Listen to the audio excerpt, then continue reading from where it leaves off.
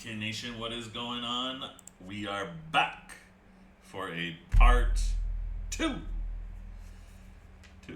yes, of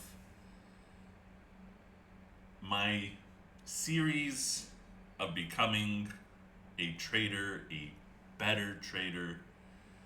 And today's video, once again, we're not even reaching into the technical analysis. If you want to, it's on my YouTube, my older videos. They're more than enough to get you started, which we will be doing as the time goes on. But I wanted today's lesson, vibe check, whatever you want to call it, to be more about things you can do, things that you shouldn't do, doors that I've stepped through, doors that you shouldn't open, which you probably will open, but hopefully you won't open them as many times as I've opened them. And that's just pretty much basic, just knowledge things that I've accumulated over the years on when it comes to trading. You know, it's not just bankroll management. You know, anybody can say, oh, bankroll management, which fundamentally is number one, to be fair. But it's really key. There are many little keys that can help you win in this market, right? And the biggest thing, you know, you might hear me say over and over again over time, but I still think that one of the biggest things right now is that people don't respect when they make money. They think hot money, fast money. They don't respect the fact that maybe they were just lucky. They don't even maybe know that they were lucky. You know what I'm saying?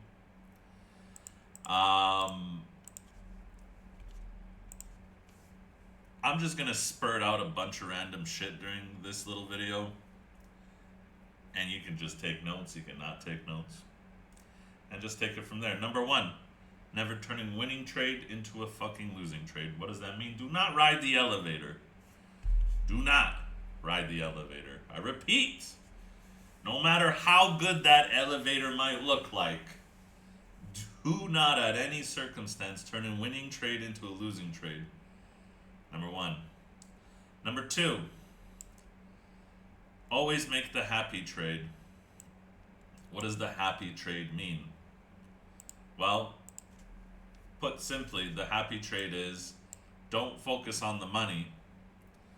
Focus on what is going to make you the happiest, what is going to make you thrive. If you can snowball a bunch of happy trades, it doesn't matter how much you won, as long as you yourself are content with that trade. No trade's going to be perfect. Sometimes they will be, and that'll be awesome. But don't aim for perfection. Aim for happiness. Anytime, whether it's technical analysis, if you just try to be too perfect in this game, you are trying to be in an imperfect game.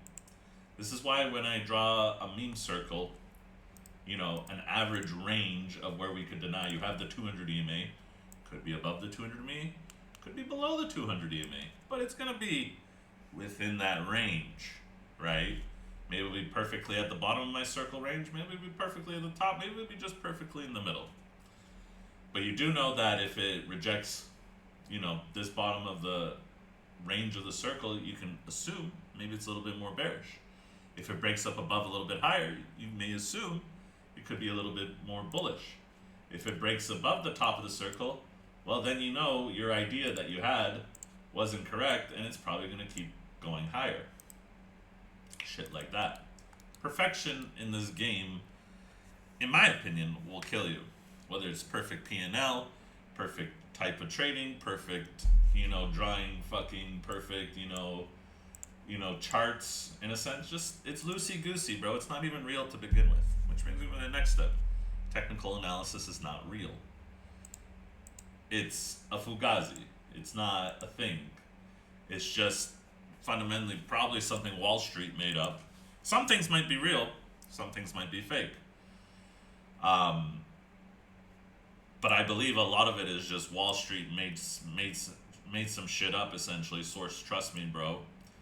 And was like, yeah, you know, bearish flag, bullish flag, you know? And it's just kind of like, what the fuck does that even mean? Well, just remember, if you add an emotion plus an indicator, emotion, Jesus, emotion plus indicator, that's usually trash. Why is that trash? Think about it. Bullish flag, bearish flag, inverse head and shoulders, cup and handle, blah, blah, blah. It's adding an emotion to the indicator, which is not required. A bullish or a bearish, it doesn't matter. Fundamentally, most of the market is just a channel.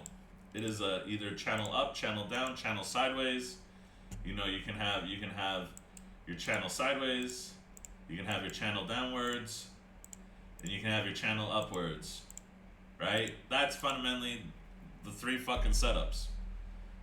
Break below the channel, oh, you probably go lower. Break above the channel, oh, you probably go higher. Play within the channel, oh yeah, you probably play within the channel. That's it. Bull flags don't exist. Bear flags don't exist. None of this shit exists. It's a fugazi. It's a fugazi. Wishy-washy. It isn't real, bro. It's not real. It's not in this realm of reality. You feel me? It is just nothing. The moment you start talking about, oh, golden cross, death cross, bleh, meh, meh, forget about it. You're cooked. You cooked before you started. Because it's really important not to manipulate yourself. It's really important not to be in a situation where you can just essentially lie to yourself about a situation and make yourself think that it's actually something, which when fundamentally it's nothing. Right? A bull flag doesn't tell you what's about to happen. It's telling you what has happened. It was bullish action. A bear flag is not going to tell you what's going to happen next at all. It's just a channel, right? Could you say Aptos is in a bear flag right now? I guess, technically, right? Bear flag is like that, and the theoretical measured move of that move would be wherever this breaks down, which fundamentally doesn't make sense because it would go to negatives. Right? It's just in a channel. It's in at the top, at the bottom, at the top, at the bottom. There's always a little middle trend line here too, to be fair. Respect the middle trend line. But that's all it is. If it breaks above the channel, probably goes up. If it breaks below the channel, probably goes down. You know? Crazy how that works, right? What else do I want to say? I know I'm getting kind of into the technical analysis. Wasn't meant to, but that's just what's going to happen. Watch for the 100 and 200 EMA crossings. High time frame, low time frame, whatever. To be fair, the higher the time frame, the better. This can usually be indicative. If the 100 goes above the 200, there's a good chance things are about to get bullish. If the 100 goes below the 200, chances things are about to get bearish. So, you know, it doesn't mean that, you know, we can't see Aptos break out here and do something like that, which it could if it, you know, once again, broke the channel. But what happens many times when you break above or below a 200 EMA, which is this red line, you're going to sooner or later retest that 200 EMA. And by then, that 100 EMA is going to start curving up. And that 200 EMA was going to start going looking like this. And if it's bullish on its pullback, then it'll bounce up, and then that 100 EMA will cross over, and that'll be a confirmation, right? And that's another thing, waiting for confirmations.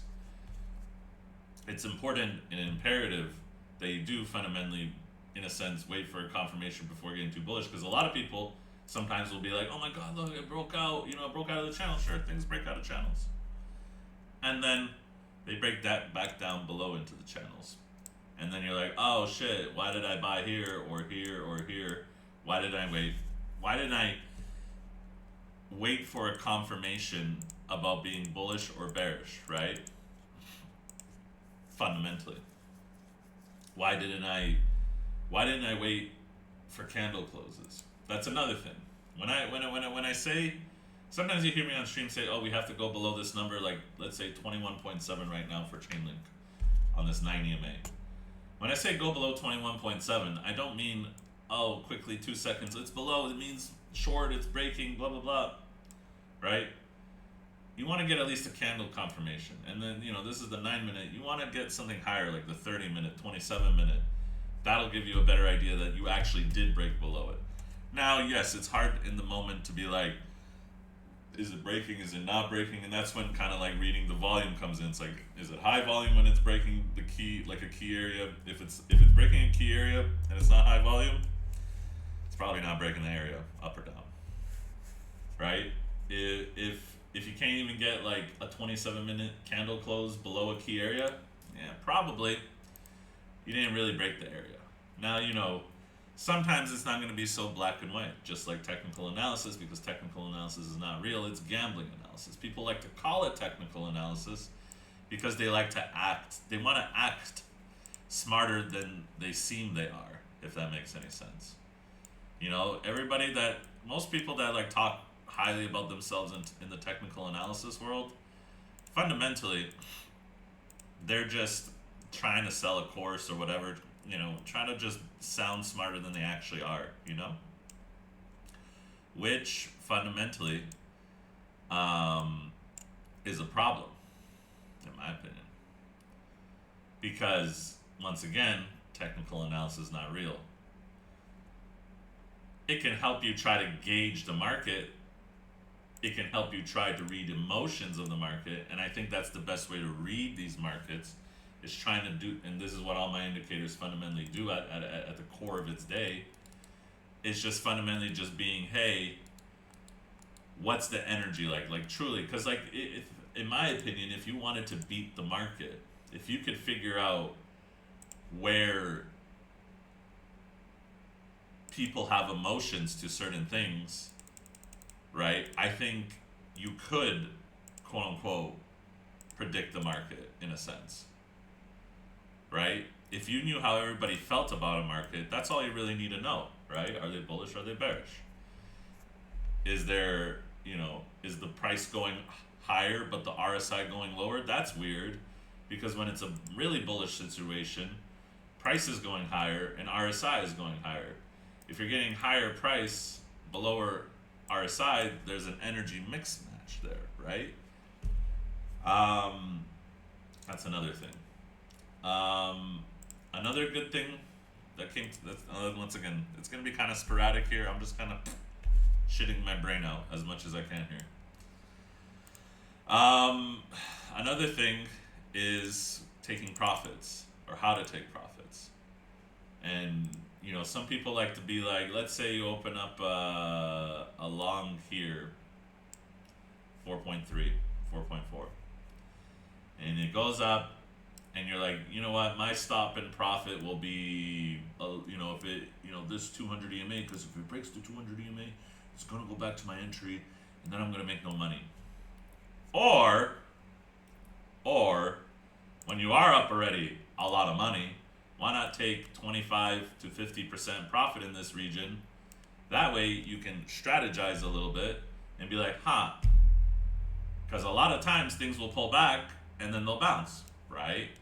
Right, and then you're like, oh, why did I close my position? I have blah, blah, blah, right? Or you could, instead of having stop and profit, why don't you take some profit? That way you can, at worst case, be stop at entry, or use some of that profit that you made up here and then move your stop loss a little bit lower, right? Because sometimes maybe it goes a double bottom, or does like just a little bit of a wick and then it spikes back up, right? How many times have you been fucked by that? I'm sure a lot. Stop in profit, for me, retarded. You're already in profit at some point, then just fucking take some profit. Fundamentally, especially in situations when you're up a lot. If you're in a situation that you're not, it's like a really tight one. I don't know, maybe there's an example here somewhere on the 9 minute or some shit. Like, the only time it really makes sense is if it's being kind of like weirdly volatile. Like you enter, you can kind of feel like, it's not really in your favor. Like let's say you open up a long here and you're like, okay, if it goes back just a little bit above my entry here, I'll stop in profit, and if it goes lower, then it spikes lower, right? Fundamentally, I still don't like it. Fundamentally, I'd rather just see you take 10-15% here, and worst case, if it goes back to your entry, you close that entry, and if it goes lower, it goes lower.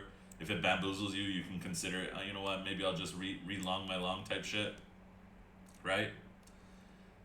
Just an idea, just food for thought for food here, because I feel like it's very underrated, in a sense, underrated.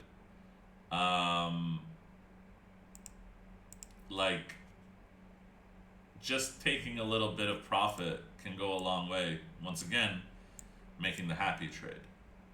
Another thing, keep only 3 bets of your betting size on an exchange. You shouldn't need maybe 4, max 5, but fundamentally 3. I can see why you would want 5, but max 3. And what I mean by that, if number 1, if you don't know what your average bet size is, you got a problem. You want to keep, remember bankroll management, you want to keep a consistent bet size, right? You don't want to just be like, oh, today I opened up a $500 position, then I opened up a $200 position, then I opened up a $1,000 position. You know, that means you're just, number 1, you have no fucking clue what you're doing. You're just fucking maxo gambler, which I guess is fine. But you're just max gambling. You're not actually doing anything serious.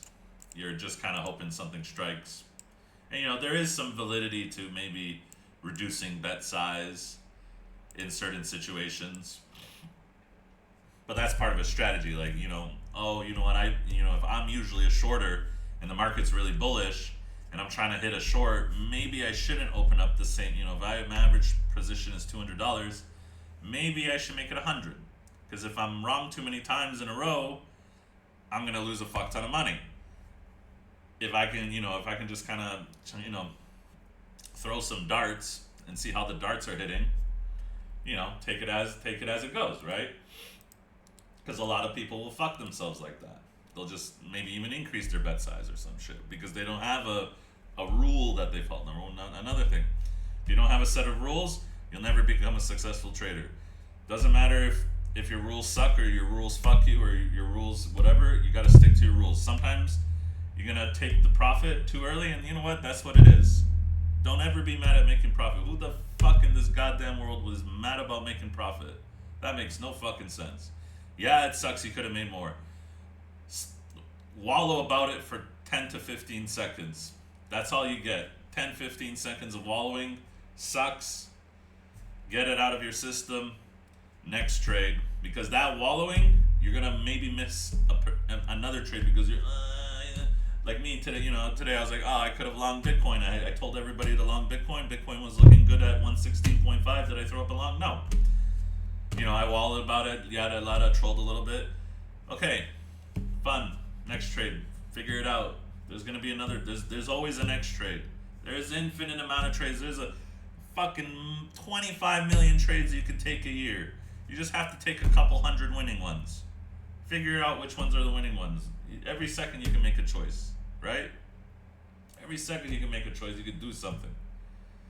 So, take it slow. Take it easy.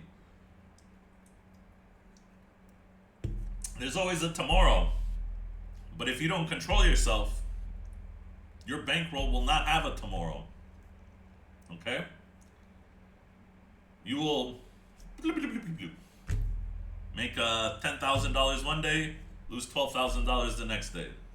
Like I said, withdraw that money. Keep a minimum amount of money on an exchange.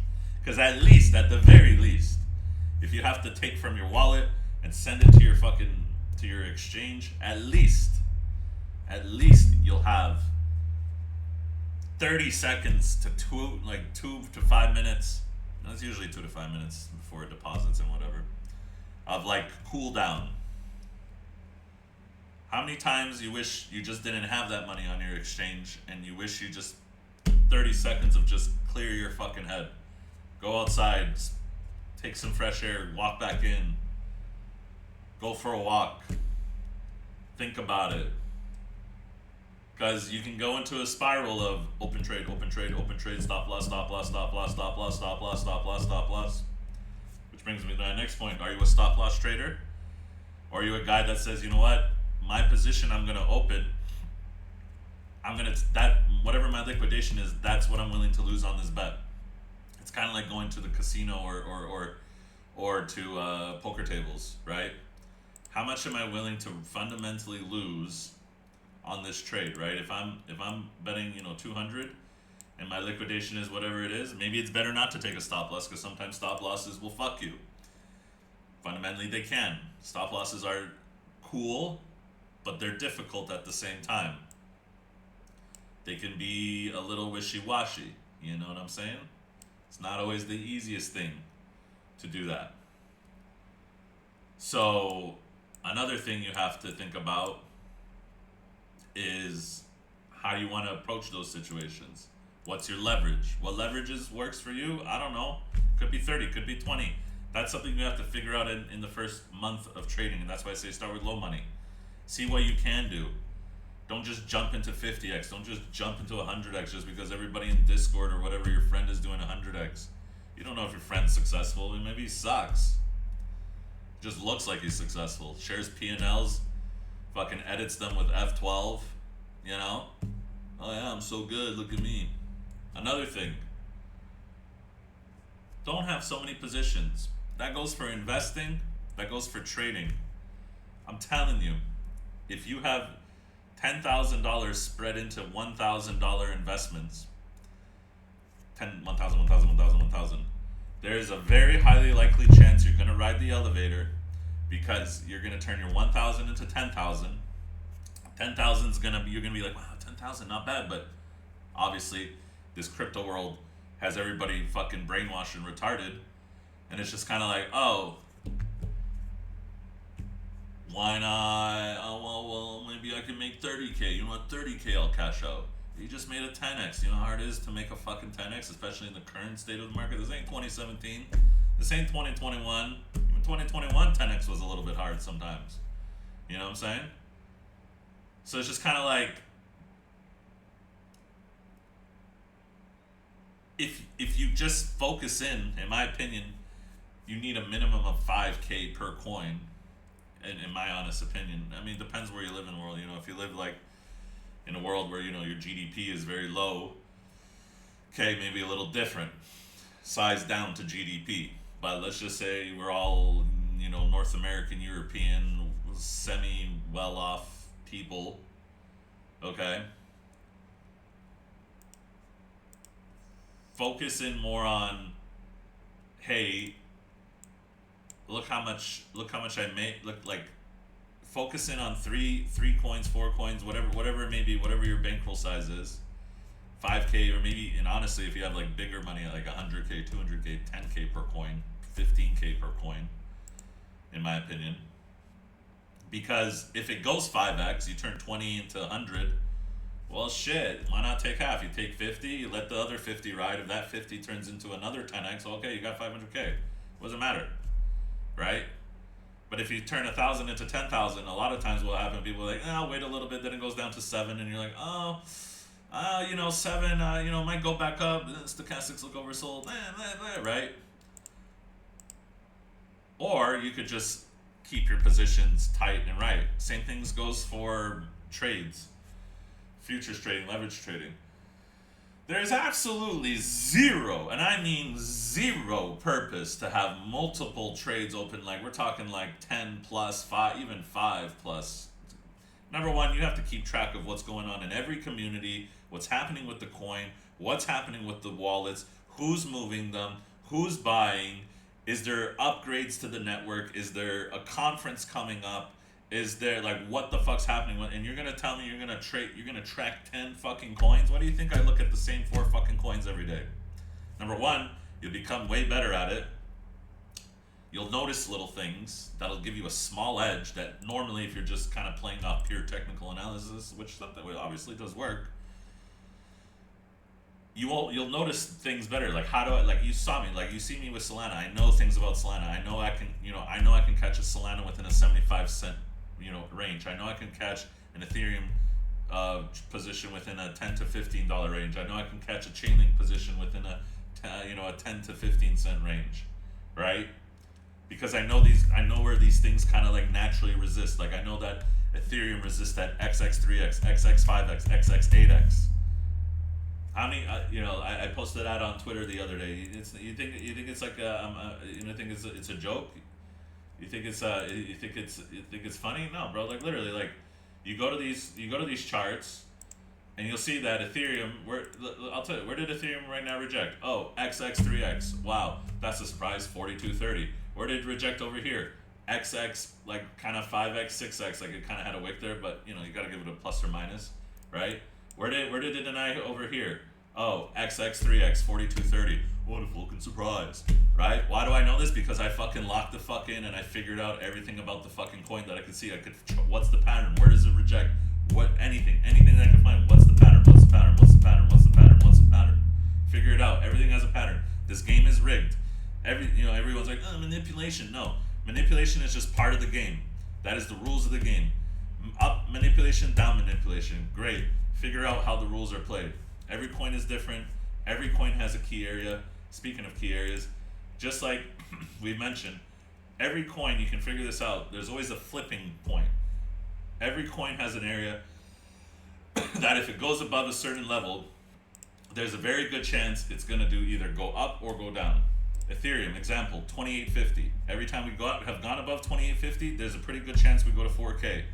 Every time we go below 2850, there's a pretty good chance we go to 2K, right? Let's literally take sometimes you need fresh charts. Number 2, have many charts, not just one chart. Don't put it all on one fucking chart. Don't be fucking retarded, okay? Just don't. Just buy TradingView. If you're not willing to buy TradingView, don't bother. Don't bother trading. Use my referral code. Get $15 on your first sign up. But outside, I think so. I don't know. It used to be like that. Inflation and shit might have changed that. But every time there's key areas. If we fall right now to 2,800, everybody be like, oh my god, it's so bearish. Nah, it's probably gonna be bullish and we're gonna bounce. Probably, right? It's not gonna be a surprise if we do that, because we did it there, and what happens when we broke it? Oh wow, we went lower to 2K. What happens when we above it? Oh wow, we went higher to 4K. What happened when we broke below it? Oh wow, we went lower to 2K and worse, right? Oh wow, we broke above 2850. What happened? Oh wow, we went to 4K. What a fucking surprise, right? Wow, so hard. Every coin has that. Every coin has a flipping area, a historical resistance area, assuming your coins existed for longer than 5 days, or at least you wanted at least a year old fundamentally. Then you can gather at least some mediocrely good data. What else do I got alpha for you? I got some short positions running right now, so I'm kind of loving it.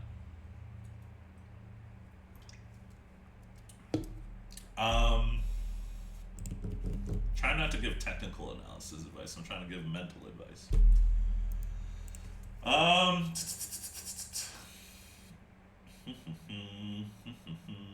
went on a pretty good rant for a good 30 minutes here. Probably come on stream soon, to be fair, but that's neither here nor there if you're watching the VOD. So we talked about focusing on coins, focusing on a trade. At the beginning, don't trade more than one coin. Just focus on one coin. Choose one of the bigger ones, probably top 20. Doesn't have to be Ethereum. Anything everything's gonna have crazy wicks. Everything's gonna have some bullshit. Expect wicks to happen, whether it's up higher wicks or lower wicks. There's always gonna be a wick to an area that's just gonna, that you'll never revisit again, and that was just unironically a short, which might have been fucking fundamentally 43.30. Let me think here. Never stay married to an idea, no matter. Just always try to keep a level head. That's kind of the name of our Discord, Naked Nation, slightly level-headed traders. You got to be a little bit crazy, but you also got to be a little bit, level-headed. You can't just be giga bullish or giga bearish. You see me, I'm kind of flow in the middle. because if you don't flow in the middle, you're gonna miss opportunities. Sometimes, you know, you might not catch the best of the wick, and okay, actually, this is a good one. When it comes to trading leverage, you want to be accurate. When it comes to investing, you just want to be relatively correct in the area. Okay.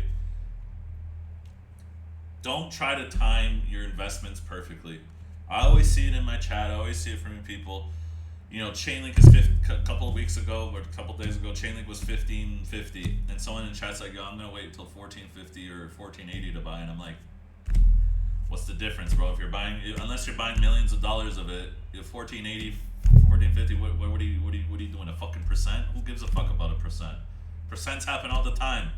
15% happen. As long as you can catch your spot buy within a 15% range, it's not that bad, right? Yeah, it can always get worse. You can go minus 30%, whatever. But at least if you do you don't have to time it perfectly. You just have to get it right.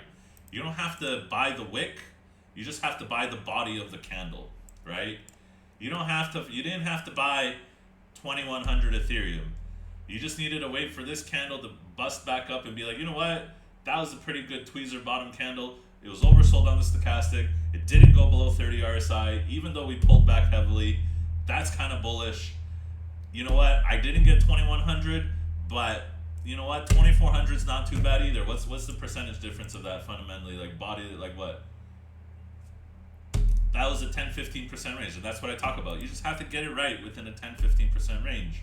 Because if it goes up a fucking 300%, who gives a fuck about that 15? Nobody's gonna give a fuck. Now in leverage you will, and it's important to be accurate in leverage. But the other stuff, what does it matter? It doesn't matter. How many times could have you in the last few months, if you just weren't trying to be perfect, you could have just fucking killed it? Don't be perfect in investing. Be perfect in trading and leverage, because that's important. Zoom into the 9-minute. Zoom into the 27-minute. Investing, go on the daily. Oh, daily's oversold. Okay, I buy. Daily overbought. Okay, I don't buy. Okay, simple. Simple. That's it. There's nothing else to it. That's it. Oh, am I running out of ideas? I might have to make a part 2 of this video at some point, maybe again, but I'm trying to go through as much as I can. I'm trying not to go over 40 minutes. If you haven't signed up for BitUnix, feel free to sign up for it. Level 3 VIP with my referral code. Access to specific only tournaments. Right now there's a tournament running. Maybe when you're watching the video there isn't. But $20,000 prize pool is our average over the last 3 tournaments, so make sure to check it out. I do think BitUnix does give the best rebates to traders. You know, some places like MEXC might be like, oh look, we have such low fees, which honestly, choosing your exchange is a bit of alpha, to be fair, because you have to be aware of how these exchanges operate. And if you've traded on MEXC and many other exchanges, a lot of places will not stop loss you where you're supposed to be stop loss. Now, no exchange is perfect when it comes to that, but I find MEXC is a little bit trickier. And if they're really promoting like low fees to you, exchanges make money off fees. If they're promoting low fees, any exchange, it's not just MEXC, they are playing against you. They are market making against you. They know all of your positions and they are playing against you. So be careful about exchanges that are fundamentally zero fee or almost zero fees, because you know how they make their money? You are the product. And even then, the stop losses sometimes don't work. You're like, oh, my stop loss should have been, was 5 cents higher, 2 cents higher, and that's, your fee, your savings are not savings. You're getting fucking rinsed. So at the time of this video, I do believe BitUnix does seem to be the one that's trying to be the one for the traders. Their fees aren't too bad. They're not too high. They're definitely not too low. Binance comparable, and even better the more you trade. I like places where you can trade, they reward you, because you see all these exchanges, they're all so fucking greedy. They don't want to give any money back to you.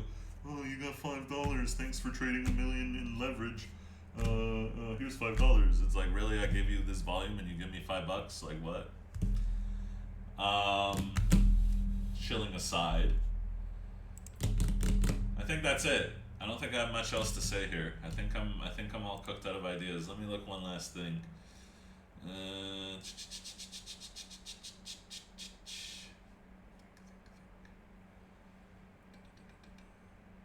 don't leverage trade meme coins. In my honest opinion, you're playing a losing game. You don't know what some whale is gonna do. You don't know if someone's just gonna transfer a shit ton of money, or they're just gonna pump it out of nowhere, or they're gonna do something. It's super high risk and super high reward, I suppose, if you do leverage meme coins. But everybody that I've ever known that's leveraged meme coins doesn't end up doing well.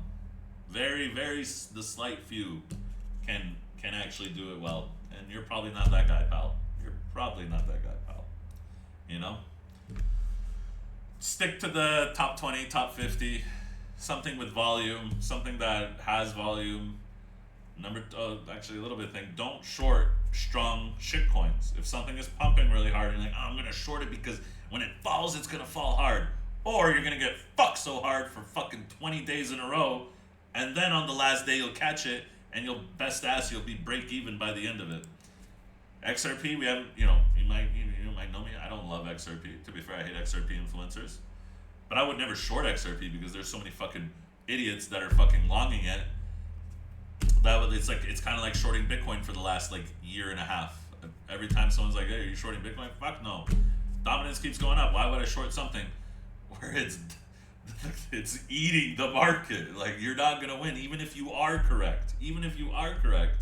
There's a good chance, and that's what happened with Bitcoin shorters over the last year and a half, that if you shorted literally anything else, you timed it, except Bitcoin goes down 3%, and the shitcoins went down fucking 10 to 15%. If you shorted the shitcoin, you would have made fucking shit tons of money. Instead, you're sitting in 3%. Don't short hot shit. Don't short a hot shitcoin. Don't long a cold shitcoin, I guess.